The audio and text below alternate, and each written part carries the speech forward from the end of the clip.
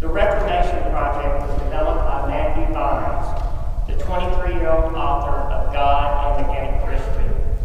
Matthew and his closest allies of theologians, bishops, laypersons and pastors, and others developed a movement from 50 cohorts who, through careful study of Scripture and international debate, carefully began a movement based on civil dialogue to people of faith who were afraid to bring this discussion to their area churches. In November of 2014 in Washington, D.C., the Reformation Project continued its movement by educating over 376 LGBT Christians and allies. Members of the conference, including myself, participated in a 2.5-day discussion and education, utilizing proven tools in helping and developing a conversation with non-inclusive people and communities of faith.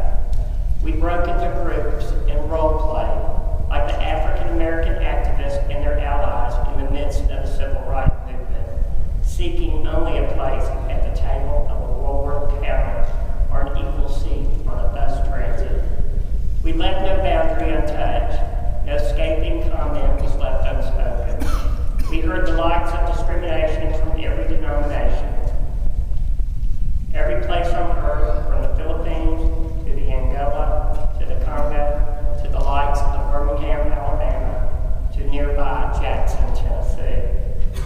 While one can become overwhelmed by the amount of discrimination heard, there was also an equal chorus of joy, a great movement in the arc of justice within non-inclusive churches. We heard the riveting open speech of Allison Robinson, who attends Calvary Baptist Church in Washington, D.C., self-identified as a transgender. She is the pastor of that church.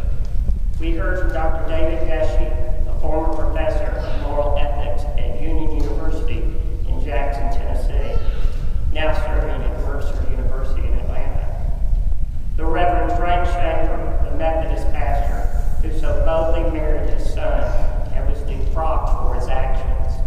Only through a painful journey, he retained his credentials after being put on trial right here in Memphis, Tennessee.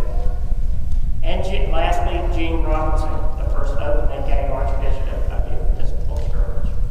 These leaders are part of the Reformation Project. They have made us their friend and everyone who is part of the movement. They are accessible to us. But most of all, what I gained through the Reformation Project is its sense of a larger purpose. Our gifts and talents as LGBT people and others should never be refused from serving God in the community of faith in which we worship. We seek dialogue, civil dialogue. During the 2.5 days, we worshiped together and ate at restaurants with each other and exchanged information and spoke of our individual journeys. During June the 11th through 13th, this summer, the Reformation Project will be having another conference. We expect over 600 to 800 LGBT Christians and allies to converge on Atlanta. It is called the Atlanta Reformation Project. It will be held in downtown Sheraton in Atlanta.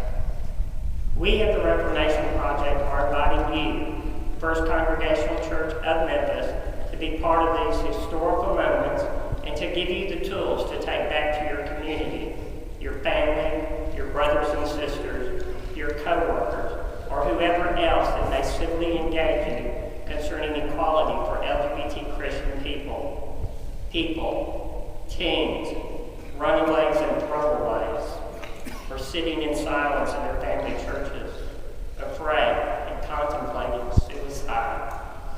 This is indeed a movement, one that will transform the church, one that will develop churches to be what they are meant to be. With all of that, you can locate the Reformation Project or the Atlanta Reformation Project at our website or on Facebook. We will soon be announcing our speakers for the occasion. After the service today, if you would like, I will be available to speak further about the Reformation Project. We also have lots of videos from speakers at the Reformation Project on YouTube. Thank you for your time. God bless you and you, and God God bless.